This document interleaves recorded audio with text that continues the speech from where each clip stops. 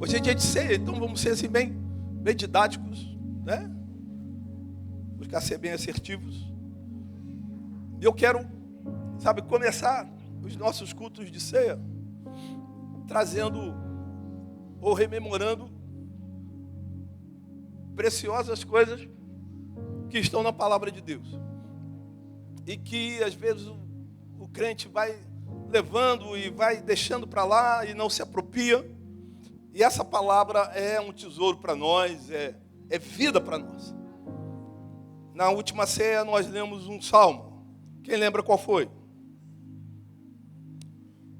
Esse mesmo, bacana. Foi necessário lembrá-los que vocês têm um pastor, tá bem? Além desse, tem um pastor que é o pastor dos pastores. Nós recitamos o salmo de número 23. O Senhor é meu pastor e de nada sentirei falta. E creio que a partir do momento que você se apropria, não uma leitura, mas quando você se apropria da palavra, quando você se apropria daquilo que Deus deixou para você, se estabelece aqui. E eu quero convidar você a ficar de pé.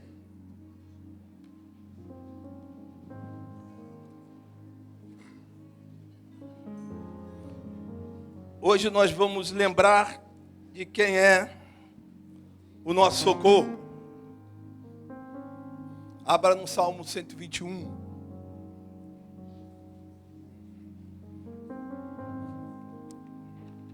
Deus é o nosso socorro. Vamos lá. Eu vou ler e vocês vão, de forma responsiva, vão estar aí, declarando também. Elevo os meus olhos para o monte. Só a pastora Lucia, eu acho que vai conseguir elevar os olhos para o monte. O resto está todo mundo meio perdido aí. Está deixando a bênção escorrer pelas mãos. Eu falo e vocês vão atrás de mim rápido. Amém? Amém, queridos? Então vamos lá. Como ensaio serviu. Ô Jesus. Eleva os meus olhos para o monte. Espera, agora foi. De onde me virá o socorro? O meu socorro vem do Senhor, que fez o céu e a terra. Ele não permitirá que os meus pés vacilem. Não dormirá aquele que me guarda. É certo que não dormita, não dorme o guarda de Israel. O Senhor é quem me guarda. O Senhor é a minha sombra e a minha mão direita. De dia não me molestará o sol, nem a lua me molestará à noite. O Senhor me guardará de todo mal. Guardará a minha alma. O Senhor guardará a minha saída e a minha entrada, desde agora e para sempre. Quem pode dar glórias a Deus, uma salva de palmas para Ele. Ele é digno.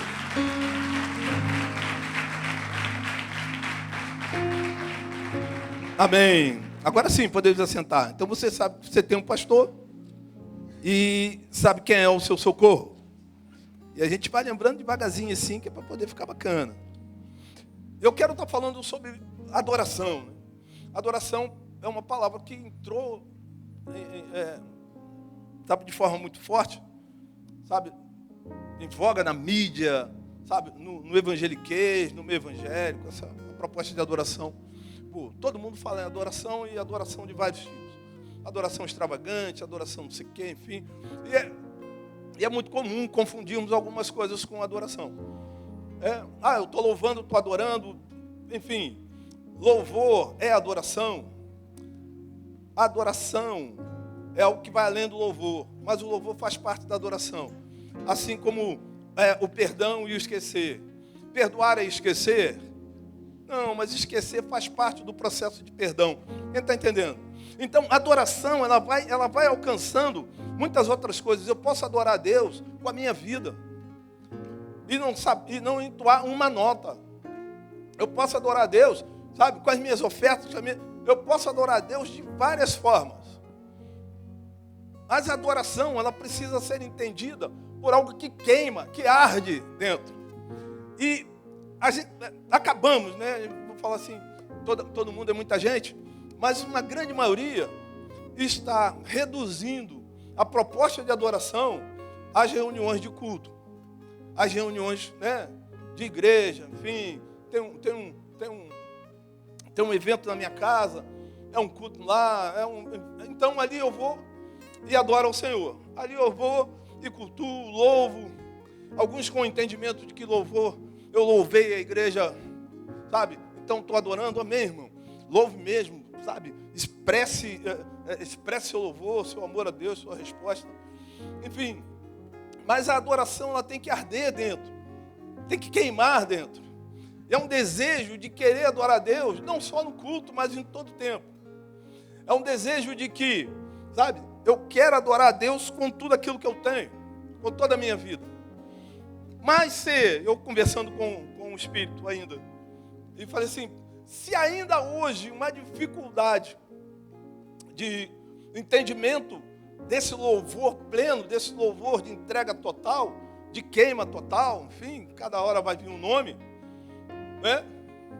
Os louvores ou a adoração prestada no culto tem que ser, e já que é só essa que prestamos, tem que ser a melhor adoração que poderia ser entregue ao Senhor. Vou repetir.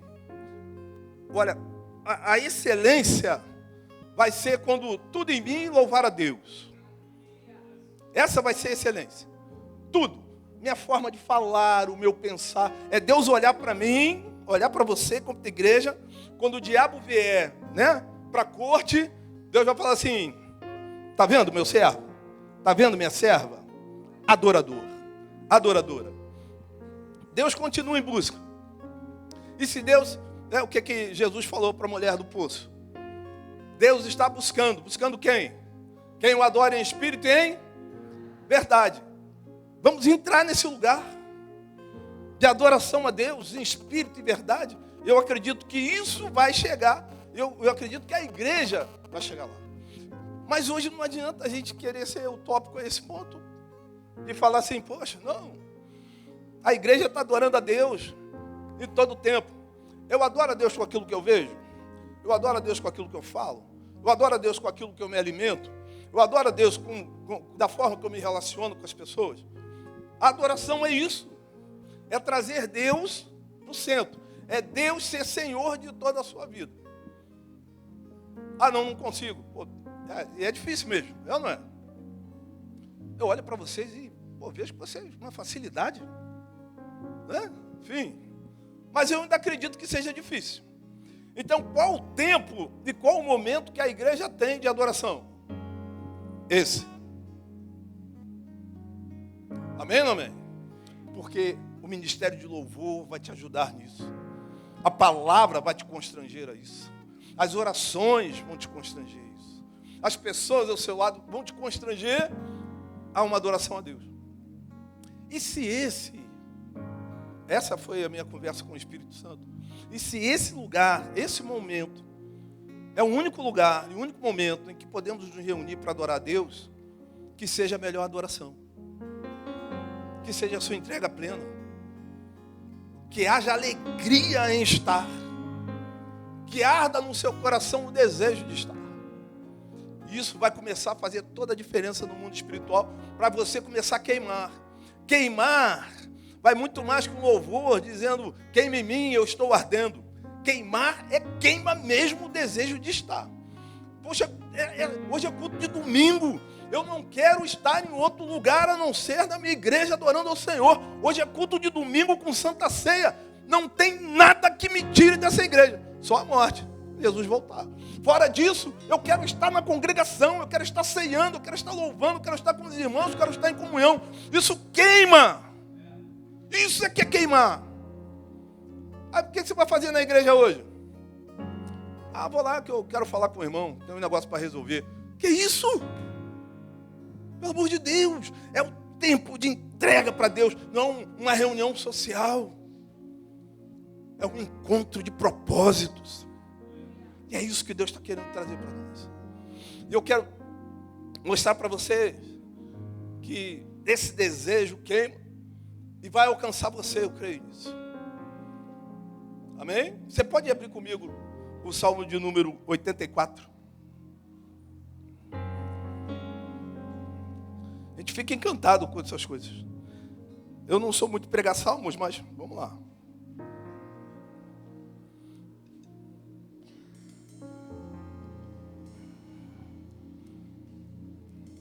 Eu prefiro as questões que denotam história, sabe? Fascinam as histórias da Bíblia. Mas esse salmo, esse salmo é lindo demais. Salmo de número 84. Vai lá pro telão, já foi, né? Aí o salmista começa dizendo assim: todos acharam? Eu digo amém. Se não achou, vamos acompanhar aqui rapidinho. Quão amáveis são os teus tabernáculos, Senhor dos exércitos. A minha alma suspira e desfalece pelos teus átrios, pelos átrios do Senhor. O meu coração e a minha carne exultam pelo Deus vivo. O pardal encontrou casa e a andorinha ninho para si, onde acolhe os seus filhotes perto dos teus altares. Senhor dos exércitos, Rei meu e Deus meu, bem-aventurados os que habitam em tua casa, louvam-te perpetuamente.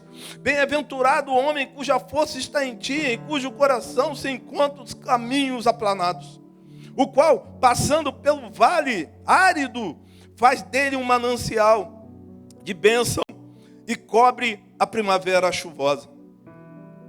Vão indo de força em força, cada um deles aparece diante de Sião, diante de Deus em Sião. Senhor Deus dos exércitos, escuta-me a oração. Presta ouvidos, ó Deus de Jacó. Olha, ó Deus, escudo nosso, e contempla o rosto do teu ungido. Pois um dia nos teus átrios vale mais que 1000. Prefiro estar à porta da casa do meu Deus a permanecer nas tendas da impiedade, da perversidade. Porque o Senhor Deus é sol e escudo. O Senhor dá graça e glória. Nenhum bem sonega aos que andam retamente. O Senhor dos exércitos, feliz é o homem que em ti confia. Amém, amados? Agora eu quero convidar você a ficar de pé. Vamos adorar ao Senhor. Deixa a sua Bíblia aberta no assento. Podemos assentar, quero agradecer o Ministério de Louvor. Então, começa o Salmo com uma expressão, com um desejo do salmista de estar em um determinado lugar. Ele vai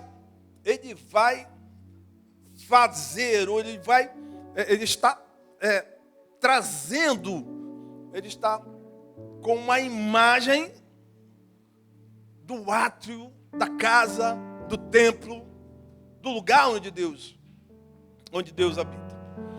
O Salmo 84 é um salmo que tem dividido em várias partes. Quando você vai fazer uma exegese simples, você vai se apaixonar pelo escrito.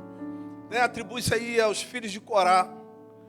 E a gente sabe que foi alguém que lá, pela rebelião de Moisés, foi aquele cidadão que era da tribo de Levi, mas acabou sendo tragado pela terra. Enfim, entende-se, até por outros textos, que os filhos de Corá não participaram daquela reunião, daquele movimento contra Moisés, e então poupados foram por Deus. Isso é passivo de teologia, de estudo. Mas o que importa é que este salmista, ele está descrevendo um lugar que ele acha tremendo. Ele vai dizer: quão amáveis são, Senhor, os teus tabernáculos. Ele, pelo início do texto, a gente vê que ele não está na casa de Deus, ele está fora. E há um desejo dele de estar lá, de estar nesse lugar específico. E ele vai seguir mais um pouquinho, e ele vai falar sobre, sabe, o meu espírito, meu coração, perdão, e a minha carne anelam. Ele vai dizer que a alma dele desfalece. É tanta alegria que ele desfalece. Parece por quê? Do desejo de estar naquele lugar. A peregrinação em Israel, acho que hoje é um outro contexto, mas naquele período era comum, peregrinos, né? Comum, judeus, israelitas que estavam fora do território, por ocasião das celebrações, das grandes festas, a gente já falou sobre isso, eles vinham a Jerusalém. E ele está, salmista, se referindo a Jerusalém. Em especial a casa de Deus que estava em Jerusalém. E ele fala assim, como amável é. Ninguém vai exclamar que alguma coisa é amável se odeia. E havia um desejo dele de querer estar lá. Ele diz assim, a minha alma suspira. Sabe o que é suspirar? Quem já se apaixonou aqui? Não sei de onde esse pessoal vem. Vou só lembrar para você. Lembra? Hoje não, né? Que você olha assim, tá, falei, meu Deus. Né? Mas na época, quando ia encontrar, o coração, né? Ai, meu Deus, dava aquela. Né? O salmista está falando isso. Eu estou suspirando. Os namorados estão sentindo isso, né? Telefone. Hoje vocês estão bem, rapaz. Vocês são uma geração, né, que tem celular toda hora, aí gasta a internet toda dos pais e tal. Enfim. Na época não tinha, era orelhão de ficha. Querido, tinha uns macetes para ficha, para ficar mais tempo na ficha, amarrar uma linha de nylon, esquece. Mas assim, havia a questão do suspiro. E o salmista assim, a minha alma suspira. Sabe, de querer o quê?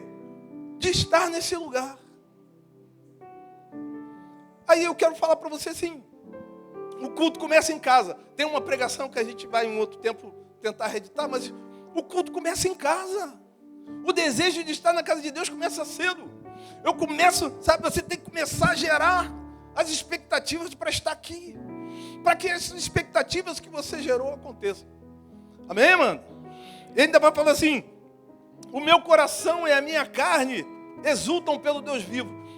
Lógico que a visão dele é uma visão assim muito, né, a cosmovisão dele era outra. Então ele está falando assim, meu coração, a minha carne. Aí a gente vai ter que entrar na divisão do ser. Enfim, mas ele está falando assim, a completude. Eu inteiro.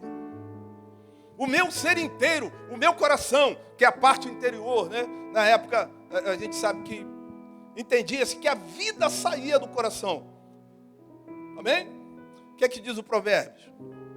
De tudo que tiveres guardar, guarda o teu. 4:23. De tudo que tiveres guardar, guarda o teu coração, porque deles procedem a saída da vida. Havia um entendimento que o coração era que ditava a vida. Hoje a gente sabe que tem uma outra proposta. Mas ele está dizendo assim, o meu coração e a minha carne exultam pelo Deus vivo. O salmista, ele está assim desesperado.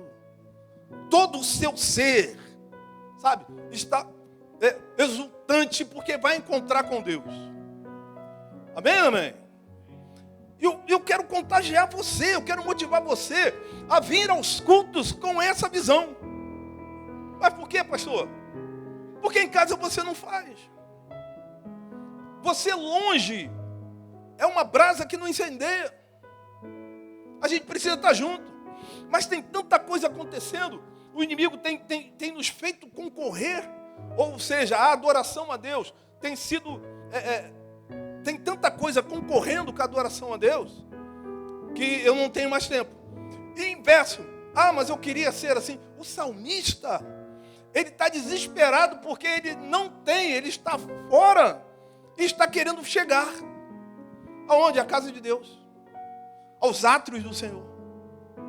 Amém? Fala para a pessoa do seu lado assim, depois dessa, não falta mais um culto. Amém? Isso.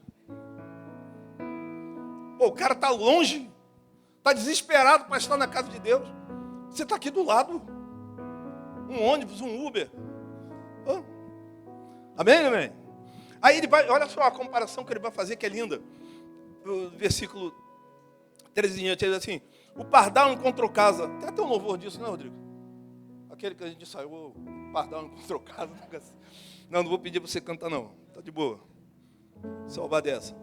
O pardal encontrou casa e a andorinha ninho para si, onde acolhe os seus filhotes perto dos teus atos.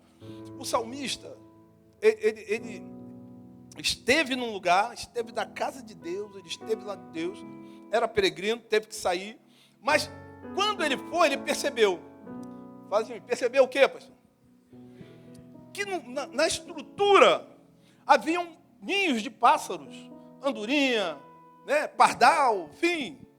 E ele vai fazer uma comparação que é tremenda. Ele vai falar assim: lá, naquele lugar, o pardal construiu a sua casa, a andorinha fez seu ninho.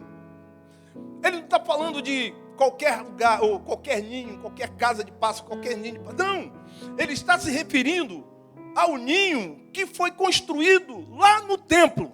Ele está falando assim: aqueles animais são mais felizes do que eu. Por quê? Porque eles estão nos seus átrios, eles estão num lugar onde a tua presença habita. É isso que o salmista está falando. O salmista está falando assim: os pássaros estão em melhores condições, ou num lugar melhor do que eu estou hoje. Porque o passarinho fez um ninho lá no templo. Quem está entendendo isso? Ele está falando assim, naquele lugar. Mas não é qualquer lugar que passarinho pode fazer ninho em qualquer canto, amém, mano? Mas ele está se referindo àqueles que estão próximos dos átrios, próximos da casa do Senhor. E é isso, assim, ele está querendo estar num lugar em que hoje você pode, mas não vem. Amém ou não amém? Isso. Ele vai fechar no versículo 4. Bem-aventurados os que habitam em tua casa, louvam-te perpetuamente. Meu Deus, isso é forte demais. Por quê? Porque só poderiam estar na casa de Deus aqueles que prestavam serviço. Levitas e sacerdotes. Só. E Yom Kippur, me corrija, o sábio e amado, era o único dia que o sacerdote entrava lá para poder, passava pela cortinão lá. Fora disso, só levita e sacerdote estavam lá limpando e tal, troca, ele faz aquilo. Hoje você pode estar na casa de Deus e abrir mão disso. Agora que você falou para o seu irmão que não ia faltar mais culto. Agora vai dar ruim. Você viu bem? Ouviu ou não viu? Ih, rapaz, agora ficou todo mundo mudo. Sigamos. Os que louvam-te perpetuamente. Ele está falando, o pessoal está dentro da casa de Deus, eles estão podendo louvar. Há um desejo no coração do salmista. E esse desejo tem que arder no nosso. Amém, queridos? Tem que arder no nosso coração. Aí ele vai dizer aqui, versos 5, 6 e 7. Vou ler para a gente aqui. Bem-aventurado o homem cuja força está em ti, em cujo coração se encontram os caminhos aplanados, o qual, passando pelo vale árido, vale de Baca, né, Bacá, faz dele um manancial de bênçãos e cobre a primeira chuva. Vão indo de força em força, cada um deles aparece diante de Deus em Sião. Vou abrir aqui um parênteses, porque a gente vai estar falando do Salmo, mas é necessário em determinados momentos, quando fazer um exercício simples, você fazer algumas perguntas para o texto, até para ter clareza. Quem, onde, quando e por quê? Quem, onde, quando e por quê? Não necessariamente nessa ordem. É necessário saber quem escreveu, quando escreveu, onde escreveu e para quem escreveu. E tem um contexto para esse texto. Eu posso tirar, sabe? Contextualizar com a minha visão hoje. Isso é lícito. A maioria dos crentes fazem isso hoje. Eu prego fazendo isso, muita gente. Mas existe uma história, existe um contexto por tal desse texto aqui. Amém, querido? E esse cara é um peregrino. Por que eu sei que é um peregrino? Primeiro porque ele está desejando estar em um lugar. Ele está fora, está indo para a casa da adoração. E para chegar em Jerusalém, dependendo da sua rota, mas a grande maioria, era inevitável passar pelo Vale Árido. Por onde? Também conhecido como Vale de Baca, Vale das Lamentações, Vale do Choro, por causa de umas balsameiras que tinham em determinado trecho, e que essas balsameiras, elas ficam, sabe, esguichando um perfume. Mas o lugar era terrível. Era de escuridão, era onde muita gente eram assaltados. Ele, na verdade, o que ele está querendo fazer é uma caravana para Israel. Ele está assim, gente, vamos para Israel. Vamos para Israel, sozinho. Vai ficar mais difícil. Quem vai para Israel comigo? Aí ele está juntando um grupo para não ir sozinho, porque vai ter que passar por Baca. Mas aí, o que eu quero tratar com você é assim, a casa da adoração, o desejo de estar lá, aquilo que ardia nele, não o impediu de passar por um lugar de dificuldade. Em suma, é necessário entender que vamos passar e viver momentos de dificuldade. Vamos ser perseguidos, vamos ser assolados, vamos ser humilhados, vituperados, roubados, maltratados, ignorados. Baca existe para todo mundo. E está no caminho. No caminho do quê? Pergunta, no caminho do quê, pastor? No caminho da adoração. Quer chegar e adorar a Deus? Então passe pelo caminho. Não importa. Ele tá falando assim, ele aqui chama de Vale Árido, mas em algumas versões vai estar o Vale de Baca mesmo. Porque é esse lugar de desespero. Aí fala assim, mas saiu um perfume. Saiu um perfume, mas era um lugar escuro. Gente, não tinha luz elétrica. Graças a Deus, é que mandei ouvir, tu me escute. Mas a Enel não estava lá ainda. Porque senão ia estragar o lugar, né? Não tinha. Era um lugar escuro, era um lugar tenebroso. E ele está falando assim, é inevitável passar. Mas quem vai passar pelo Vale Árido, faz dele um manancial. Opa! Se o lugar é árido, como é que eu vou transformar aquele deserto em um manancial?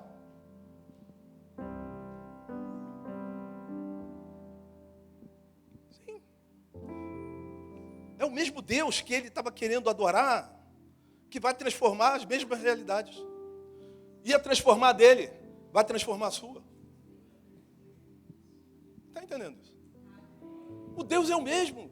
Só que a diferença é, qual é a diferença? A diferença é que ardia nele um desejo de estar neste lugar. Nesse lugar específico. Nesse lugar em que ele estava admirado, tipo assim, eu queria estar lá todos os dias da minha vida. No final ele vai fechar de uma forma tremenda. Mas ele está falando assim, com quem eu estou, eu vou transformar a Baca, vou transformar o deserto, o lugar árido, em um manancial. Deus não vai deixar faltar nada. É como se ele estivesse dizendo assim, é inevitável passar por Baca, é inevitável passar pelo deserto, mas já que eu vou passar pelo deserto, eu vou passar sabendo quem é que está indo comigo. Uou! Eu já falei para você que deserto tem duas coisas. Milagres e caminhos. Olha só, vou falar de novo não. Deserto tem milagre e tem caminho. Quem lembra de vereda? Maria José não deixa a gente esquecer. O que é uma vereda? Fala, Maria José. Caminho lá vai um. É isso. Aqui pra gente é o caminho lá vai um. Lá não é. Vereda é assim, tá vendo lá um espaço, uma campina, cheio de um negócio lá. Aí passa ali um boi, aí o outro boi diz que onde a vaca vai, o boi vai atrás, não é isso? Aí passa a vaca, passa o boi, aí vai passando tudo naquele caminhozinho ali. Daqui a pouquinho, aquilo que é orgânico não cresce mais. Não cresce mais, porque de tanto pisar, pisa na grama, pisa ali, aí vai criando aquelas... Aqui a gente vai falar assim, aquele caminho lá vai um. Lá em Israel são veredas da justiça. Isso muda tudo. Mas deserto tem caminho. E se alguém passou por aquele caminho, você também pode. Amém, mano? Para sair do deserto que você está. Tem milagre, mas tem caminho. A outra coisa que a gente vai, que me pontuou muito foi a questão de, assim, bem-aventurados. Alguém me define para mim o que é bem-aventurado? Bem-aventurados, mais que felizes, são aqueles em cujo coração se encontram os caminhos aplanados. Caminhos aplanados, caminhos retos. Amém, queridos? Caminhos planos, retos. A geografia de Israel não é essa. Israel tem deserto, tem monte. Eu falo, Jerusalém estava cercada pelos montes de... Aí, escola bíblica dominical, pelos montes de Sião. Amém? Que não se abalam, mas permanecem para sempre. Amém. Então tinha monte, tinha vale, eu acabei de falar do vale de Baca. Tinha monte, tinha vale. Então, a geografia de Israel, a geografia daquela região, não era plana. Aí ele vai falar assim, feliz é aquele que tem o coração, os seus caminhos retos. Tem uma versão que é linda, vai dizer assim, tem no seu coração os caminhos do Senhor. Então não importa se tem monte, se tem vale, não importa. Se você está com Deus, Deus vai aplanar os caminhos para que você passe. E chegue aonde? Eu vou chegar à minha bênção. Não, mas chega ao lugar da adoração. Porque o desejo daquele salmista não era comprar um carro novo, não era um camelo novo, uma vaca nova, um boi novo. Não, era estar num lugar para adorar a Deus. E o resto seria a consequência. Amém, amém? Caminhos aplanados. Confiar em Deus. Essa proposta de caminhos aplanados vai dar uma outra falação, uma outra pregação, que é a questão de nortear. Nortear vem da palavra norte. E antigamente a navegação, ela era muito por instinto, guiado pelas estrelas e tal. Até que um chinês, me fugiu o nome, mas deve ser alguma coisa de Xin, Chin, Song, Lin. Inventou a bússola. Aí ninguém se perdeu mais. Amém, querido? Porque se a bússola aponta para o norte, você vai ter noção do sul, tal, do leste, do oeste. Amém, querido? Então, esses caminhos aplanados são os caminhos que nos norteiam. Você vai ter direção. E hoje, o que está acontecendo com o crente é que o crente está desorientado. O crente está desorientado. Por isso se perde. Amém? Fala a pessoa, fala assim, o Senhor vai te orientar novamente. Jesus é nosso norte. Amém, queridos? Ninguém vai se perder mais. Jesus é nosso norte. Então, com o Senhor eu transformo o meu deserto. Com o Senhor eu me oriento. E isso tudo para me levar a um lugar de adoração a Ele. Então, tudo está sendo preparado para que você venha adorar o Senhor, para que você esteja em plena adoração a Deus. E é necessário que isso arda no seu coração. Aí, vamos lá no finalzinho, até porque já passou nosso tempo, tinha mais coisas, mas a gente... Versículo 10 vai dizer assim, pois um dia, nos teus átrios, vale mais que 1000. Um dia, nos teus átrios, vale mais que 1000. Bonito isso, né? Poético, tremendo. Mas ele está falando assim, eu estou trocando 1000 dias. 1000 dias não, quantos anos? Me ajuda. Cada ano tem 365. Matemático. Me ajuda aí que eu não consigo nem contar mais. Uns 3 anos e tal. Não, mais. Menos.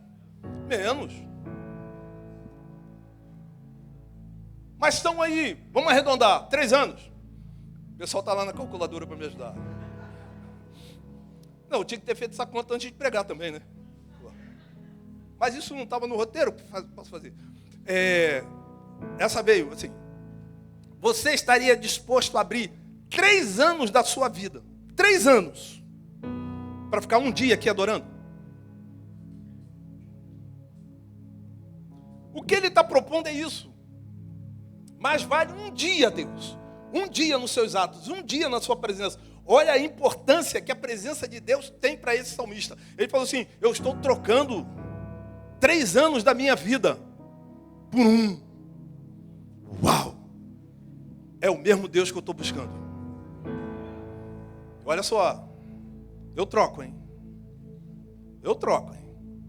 Imagine quando esse cara chegar em Jerusalém, gente. Com esse coração. Imagine quando esse salmista é de cara com o templo, com as portas abertas, com o ato, fala assim: meu Deus, eu cheguei. Imagine o que Deus vai fazer na vida dele. E é o mesmo que Deus quer fazer na sua. Você só tem que queimar e arder como ele queimou e ardeu do desejo de estar na presença do Pai.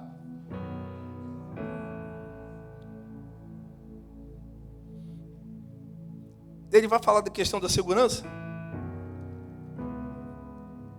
Isso a gente vai falar num outro momento. Mas o que eu quero é convidar você a refletir sobre as motivações. O que tem te motivado a buscar a Deus? O que tem, sabe, tirado você e conduzido você até essa casa? O que tem te levado a ler a Bíblia todas as manhãs, a orar toda noite? O que tem te levado a buscar a Deus, a adorar a Deus? E o que você estaria disposto, sabe, a abrir mão para ser impactado pela presença dele? Porque não era uma questão de estrutura, não era porque o templo era bonito, que com certeza isso aqui foi antes da destruição do templo, o período pré-exílico. Não era questão do templo, não era questão da estrutura do templo, da liturgia do templo, mas de quem habitava no templo, segundo a visão daquele homem. A presença de Deus é tudo, e você não pode abrir mão dela. Você tem que desejar, você tem que arder. E hoje, volto lá no início da minha falação. O lugar onde você queima é nos cultos da igreja. Não se permita, não deixe que o diabo roube isso de você. Venha queimando, venha pegando fogo. Fala assim: você não pode, posso. Vou te parar, não para. Eu vou passar por Baca, eu vou passar por onde tiver que passar, mas eu vou adoração a Deus. Deus vai ver meu coração, Deus vai ver meu coração ardendo, porque o desejo é a presença dEle. A sua peregrinação, da onde você sai para vir para cá, não se compara à peregrinação daqueles homens. Mas agora a gente entendeu que o propósito dele era estar em Jerusalém, porque em Jerusalém estava o templo e no templo estava o Senhor. O nosso propósito tem que ser o mesmo. Deus está em todos os lugares, eu sei, mas Ele vai se manifestar com poder aonde Ele é evocado. Por isso vamos invocar o nome do Senhor nessa noite. Você pode se colocar de pé?